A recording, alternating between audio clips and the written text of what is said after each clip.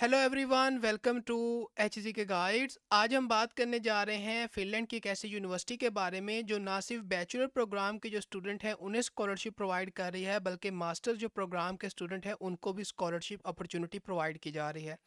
हम डिटेल में बात करने जा रहे हैं कि फिनलैंड की कौन सी यूनिवर्सिटी है, वो स्टूडेंट जो इस यूनिवर्सिटी में अप्लाई करना चाहते हैं कब तक अपनी एप्लीकेशन को सबमिट कर सकते हैं फॉर देयर एडमिशन, और इस यूनिवर्सिटी की तरफ से जो स्कॉलरशिप ऑफर्ड की जा रही हैं उनके बेनिफिट क्या हैं, इन सब चीज़ों को हम डिस्कस करेंगे।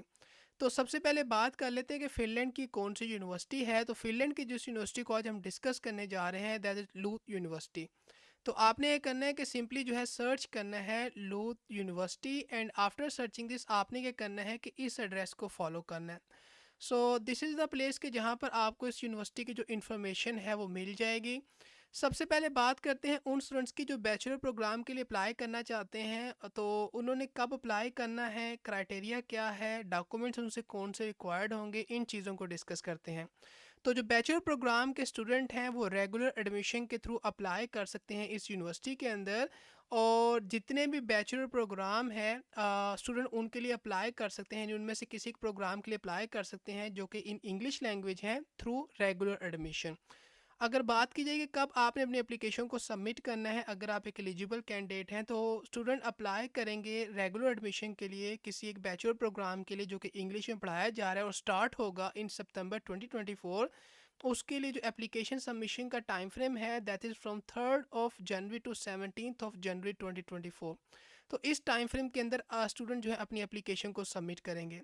क्योंकि बहुत सारे बैचलर प्रोग्राम इस यूनिवर्सिटी की तरफ से ऑफर्ड किए जा रहे हैं, तो आप उनकी कंप्लीट लिस्ट को चेक कर सकते हैं कौन सा प्रोग्राम इस यूनिवर्सिटी की तरफ से अवेलेबल है आपके लिए, और अगर वो आपका डिज़ायर्ड प्रोग्राम है तो आप उसको चूज़ कर सकते हैं। बट आपको मेक श्योर करना है कि अगर आप एक बैचलर प्रोग्राम चूज़ कर रहे हैं इन टेक्नोलॉजी, तो यानी जो टेक्नोलॉजी बैचलर प्रोग्राम है, अगर आप उसके लिए अप्लाई करने जा रहे हैं रेगुलर एडमिशन के थ्रू, तो आप उसका एडमिशन का क्राइटेरिया चेक करेंगे।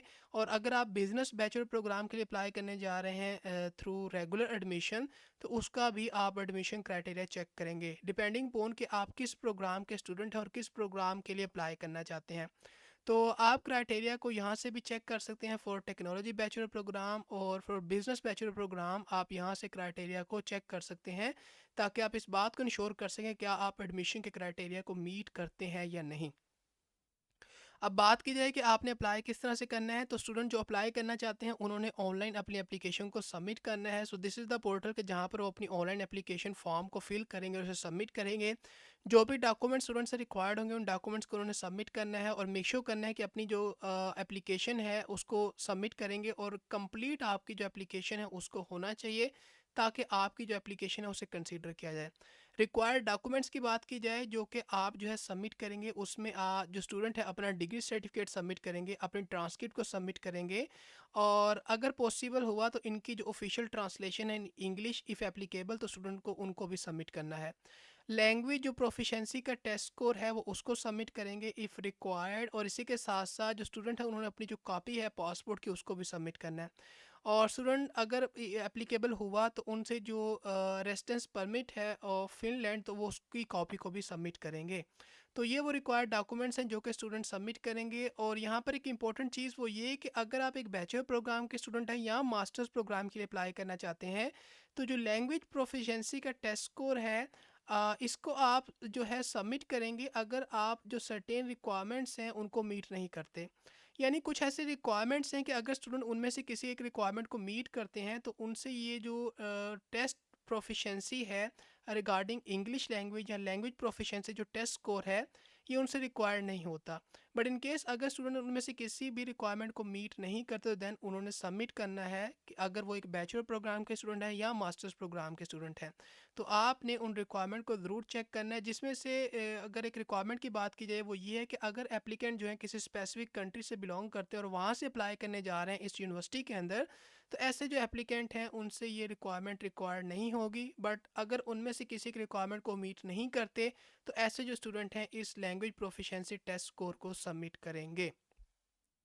So this is the information regarding कि आपने जो है अप्लाई किस तरह से करना है।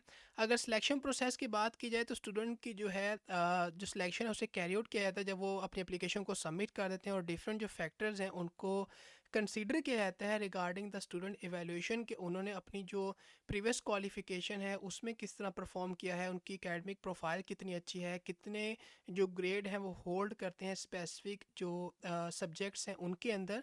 देन उसकी बेसिस पे स्टूडेंट का जो सिलेक्शन प्रोसेस है उसे कैरी आउट किया जाता है। और अगर बात की जाए जो फाइनल स्टूडेंट को रिज़ल्ट है उसके बारे में कब इन्फॉर्म किया जाता है, स्टूडेंट को इन्फॉर्म रिज़ल्ट के बारे में इन्फॉर्म किया जाता है, यानी जो रिज़ल्ट जब वो अप्लाई कर देंगे तो then उनको इन्फॉर्म किया जाएगा on 2 June 2024। So this is the time कि जब उनको अपने एडमिशन रिज़ल्ट के बारे में इन्फॉर्म किया जाएगा। इस यूनिवर्सिटी की तरफ से जो है डिफरेंट जो स्कॉलरशिप है वो भी ऑफर की जा रही हैं, जिनको अभी हम लेटर ऑन भी डिस्कस करेंगे। और डिफरेंट प्रोग्राम्स अवेलेबल हैं जिनको आप चेक कर सकते हैं, और कंप्लीट लिस्ट आप चेक कर सकते हैं उन प्रोग्राम्स की। अब बात करते हैं उन स्टूडेंट्स की जो किसी मास्टर्स प्रोग्राम के अंदर अप्लाई करना चाहते हैं, तो उनके लिए क्या चीज़ें हैं, उनके लिए क्या जो इन्फॉर्मेशन है वो उन्हें उसके बारे में पता हो। तो ऐसे स्टूडेंट जो रेगुलर एडमिशन के लिए अप्लाई करना चाहते हैं और रेगुलर एडमिशन के थ्रू मास्टर्स प्रोग्राम के लिए अप्लाई करना चाहते हैं, वो अपनी एप्लीकेशन को सबमिट कर सकते हैं।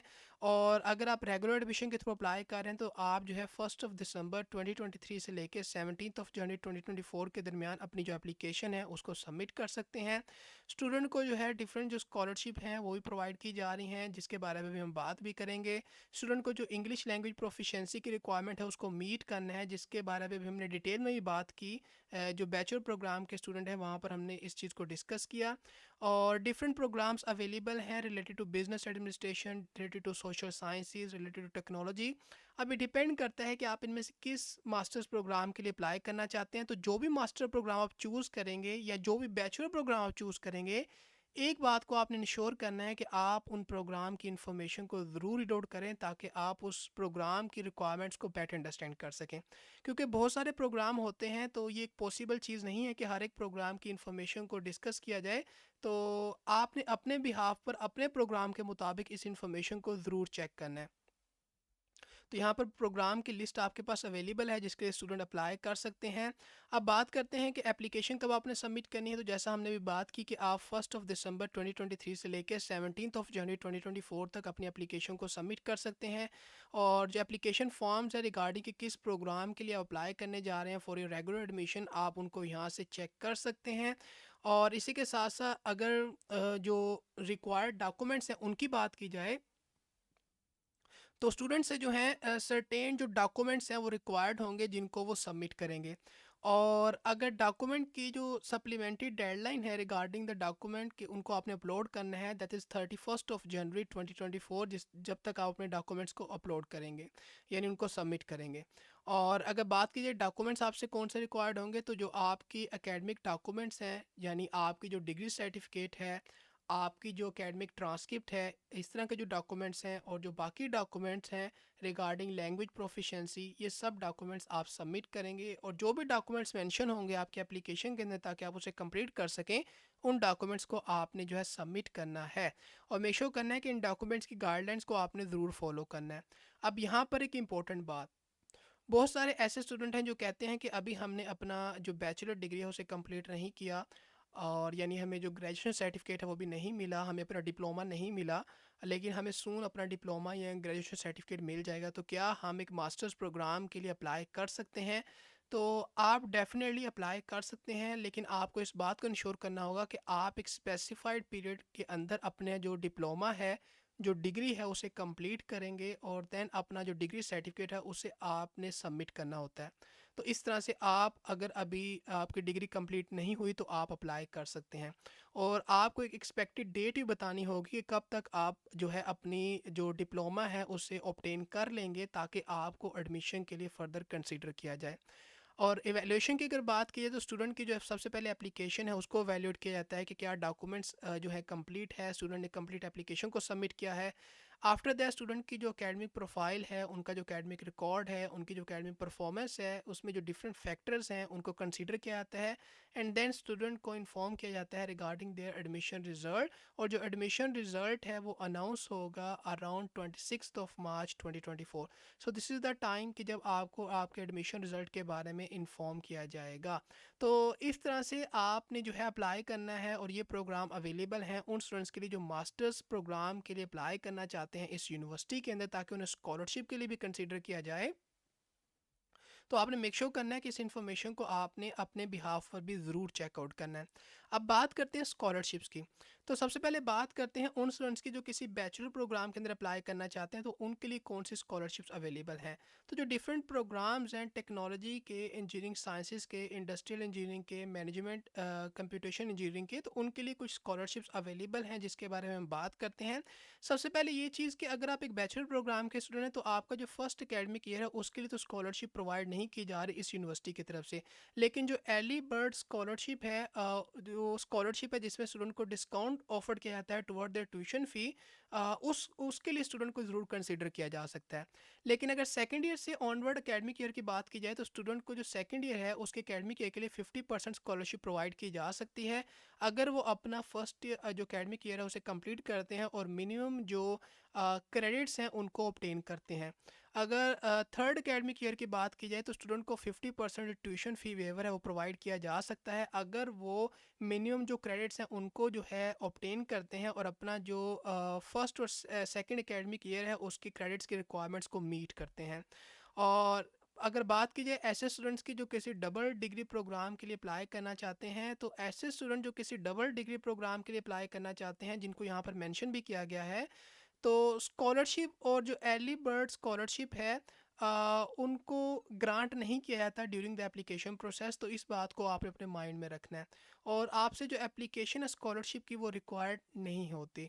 लेकिन अगर फर्स्ट ईयर स्कॉलरशिप्स की बात की जाए जो कि ग्रांट की जाती हैं ड्यूरिंग द ऑटम सेमेस्टर, तो इसमें अगर हम बात की जाए तो जो स्टूडेंट हैं उनको जो है स्कॉलरशिप इस तरह से प्रोवाइड की जाती है कि उनको जो है जो ट्यूशन फ़ी वो पे करते हैं, उस ट्यूशन फ़ी में से कुछ ट्यूशन फ़ी जो है उनको रिफ़ंड की जाती है डिपेंडिंग पोन कि वो कितनी स्कॉलरशिप की परसेंटेज के क्राइटेरिया को मीट करते हैं। और जितने भी जो स्टूडेंट हैं उनको जो है चेकआउट किया जाता है, उनको वैल्यूएट किया जाता है उनकी प्रीवियस एकेडमिक रिकॉर्ड या परफॉर्मेंस की बेसिस पे। और ऐसे स्टूडेंट जो ट्यूशन फ़ी जो है पे करते हैं, ऐसे स्टूडेंट्स को ही स्कॉलरशिप के लिए कंसिडर किया जाता है। और जो स्कॉलरशिप होती हैं वो प्रोवाइड की जाती हैं by the end of October in each academic year. और अगर बात की जाए स्कॉलरशिप की कैटेगरीज क्या हैं, तो जो डिफरेंट कैटेगरी की स्कॉलरशिप स्टूडेंट को ऑफर की जा सकती हैं उनमें जो है सबसे जो पहली स्कॉलरशिप है दैट इज़ कि आपको टू बाय जो थर्ड स्कॉलरशिप है ईयरली, वो आपको ट्यूशन फ़ी के लिए प्रोवाइड की जा सकती है। सेकंड जो कैटेगरी है दैट इज़ कि आपको वन बाय थर्ड जो आपकी एनुअल ट्यूशन फ़ी है उसकी स्कॉलरशिप प्रोवाइड की जा सकती है। और जो थर्ड कैटेगरी है हमारे पास दैट इज़ कि आपको इतनी अमाउंट की स्कॉलरशिप प्रोवाइड की जा सकती है। तो ये कुछ कैटेगरीज हमारे पास जो है मेंशन की गई हैं स्कॉलरशिप्स की, जिनको आप रीड भी कर सकते हैं। और आपने मेक श्योर करना है कि जो स्कॉलरशिप हैं ये आपकी जो प्रीवियस एकेडमिक क्वालिफिकेशन है उसकी बेसिस पे स्टूडेंट को प्रोवाइड की जाती हैं। और अगर स्टूडेंट चाहते हैं कि उनको जो है स्कॉलरशिप कंटिन्यू रहे और उनको स्कॉलरशिप प्रोवाइड की जाए उनके फर्दर एकेडमिक ईयर्स के लिए, तो ऑटोमेटिकली तो आपको स्कॉलरशिप प्रोवाइड नहीं की जाएगी। लेकिन उसके लिए आपको क्या करना होगा, उसके लिए आपको ये करना होगा कि आपका जो प्रीवियस एकेडमिक सेमेस्टर था उसमें आपकी एकेडमिक परफॉर्मेंस बहुत अच्छी होनी चाहिए। तो अगर आप परफॉर्मेंस को बहुत अच्छा मेंटेन करते हैं और इसी के साथ साथ एक गुड एकेडमिक रिकॉर्ड को होल्ड करते हैं, तो देन आपको फर्दर जो है स्कॉलरशिप के लिए कंसीडर किया जा सकता है अगर आप एक बैचलर प्रोग्राम के स्टूडेंट हैं। तो ये कुछ स्कॉलरशिप की अपॉर्चुनिटीज़ अवेलेबल हैं जिसकी इन्फॉर्मेशन यहाँ पर भी मेंशन है रिगार्डिंग कि आप किस प्रोग्राम के लिए अप्लाई कर रहे हैं। तो आपने मेक श्योर करना है कि इस इन्फॉर्मेशन को आपने ख़ुद भी ज़रूर रीड आउट करना है ताकि आप इन्हें बेटर अंडरस्टैंड कर सकें। अब बात करते हैं उन स्टूडेंट्स की जो किसी मास्टर्स प्रोग्राम के लिए अप्लाई करना चाहते हैं, तो क्या उनके लिए स्कॉलरशिप अवेलेबल हैं। तो ऐसे स्टूडेंट जो मास्टर प्रोग्राम के लिए अप्लाई करना चाहते हैं उनके लिए जो अर्ली बर्ड स्कॉलरशिप है, जिसको हम अर्ली बर्ड डिस्काउंट स्कॉलरशिप भी कह सकते हैं, वो अवेलेबल है उनके फर्स्ट एकेडमिक ईयर के लिए। जिसमें स्टूडेंट को जो है ट्यूशन फ़ी के अंदर जो डिस्काउंट है वो प्रोवाइड किया जाता है ऑफ दिस अमाउंट, ताकि उनको इस स्कॉलरशिप का जो बेनिफिट है वो प्रोवाइड किया जा सके। और ये जो स्कॉलरशिप है अर्ली बर्ड स्कॉलरशिप, ये आपके लिए अवेलेबल है, यानी ये स्कॉलरशिप डिस्काउंट के फॉर्म में आपको प्रोवाइड की जाएगी। ये आप रेगुलर एडमिशन जो स्टूडेंट है उनके लिए भी अवेलेबल है और जो अर्ली एडमिशन स्टूडेंट है उनके लिए भी अवेलेबल है। सेकंड जो स्कॉलरशिप मास्टर स्टूडेंट के लिए अवेलेबल है दैट इज़ फिनलैंड स्कॉलरशिप, और ये स्कॉलरशिप फर्स्ट एकेडमिक ईयर के लिए है, जस्ट लाइक कि जिस तरह हमारे पास अर्ली बर्ड स्कॉलरशिप है वो भी फर्स्ट एकेडमिक ईयर के लिए है। जो फ़िनलैंड स्कॉलरशिप है ये सिर्फ़ जो रेगुलर एडमिशन स्टूडेंट हैं उनके लिए अवेलेबल है। और एक जो फ़िनलैंड स्कॉलरशिप है हर एक प्रोग्राम के अंदर प्रोवाइड की जाती है इस यूनिवर्सिटी की तरफ से। और ये जो स्कॉलरशिप है ये सिर्फ़ उन्हीं स्टूडेंट्स के लिए है जो अप्लाई करते हैं फ़िनलैंड स्कॉलरशिप के लिए, और अगर वो ट्यूशन फ़ी को पे करते हैं ताकि वो अपना डिग्री प्रोग्राम स्टडी कर सकें इस यूनिवर्सिटी के अंदर। तो ऐसे स्टूडेंट के लिए जो स्कॉलरशिप है वो अवेलेबल है। और अगर बेनिफिट की बात की तो स्टूडेंट को जो है उनके फर्स्ट एकेडमिक ईयर के लिए फुल जो ट्यूशन फ़ी है उसकी कवरेज प्रोवाइड की जाती है। एंड अपार्ट फ्रॉम दैट इतनी अमाउंट का उन्हें जो लिविंग कॉस्ट अलाउंस है वो भी प्रोवाइड किया जाता है for their first academic year.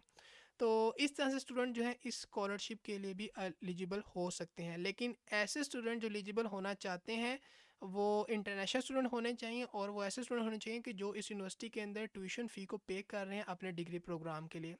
और नेक्स्ट जो स्कॉलरशिप है हमारे पास दैट इज़ लूथ स्कॉलरशिप, और ये स्कॉलरशिप जो है सेकंड जो एकेडमिक ईयर है उसके लिए प्रोवाइड की जाती है स्टूडेंट को। और जो स्टूडेंट हैं ऐसे स्टूडेंट जो ट्यूशन फ़ी को पे करेंगे उनको जो है इतनी अमाउंट की जो लूज स्कॉलरशिप है वो प्रोवाइड की जाएगी टुवर्ड देयर ट्यूशन फ़ी। और स्टूडेंट को क्या करना होता है कि कंप्लीट करना होता है मिनिमम जो क्रेडिट्स का क्राइटेरिया है उनको for their second academic year, अगर वो स्कॉलरशिप के लिए जो है एलिजिबल होना चाहते हैं। तो इट्स मीन कि आपको अपने फर्स्ट जो एकेडमिक ईयर है उसमें मिनिमम क्राइटेरिया को मीट करना होगा ताकि आपको सेकंड एकेडमिक ईयर के लिए इतनी अमाउंट की स्कॉलरशिप आपके ट्यूशन फ़ी के लिए आपको प्रोवाइड की जाए।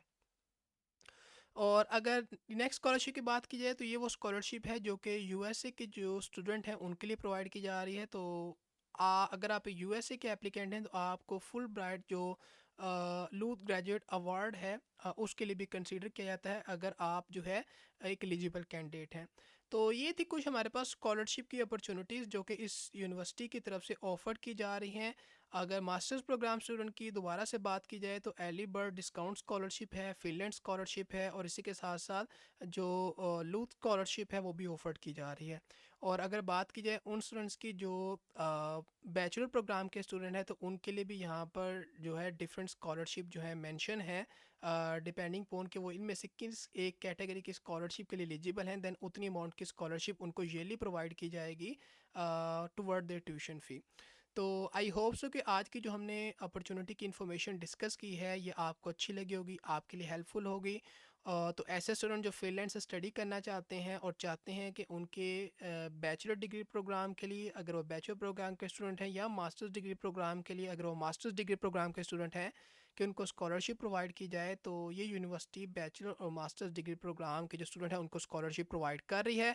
आई होप सो कि आपको आज की जो अपॉर्चुनिटी की इन्फॉर्मेशन है वो अच्छी लगी होगी। तो आज के लिए इतना ही, मिलते हैं आपको किसी नई अपॉर्चुनिटी के साथ। So till then take care and good bye.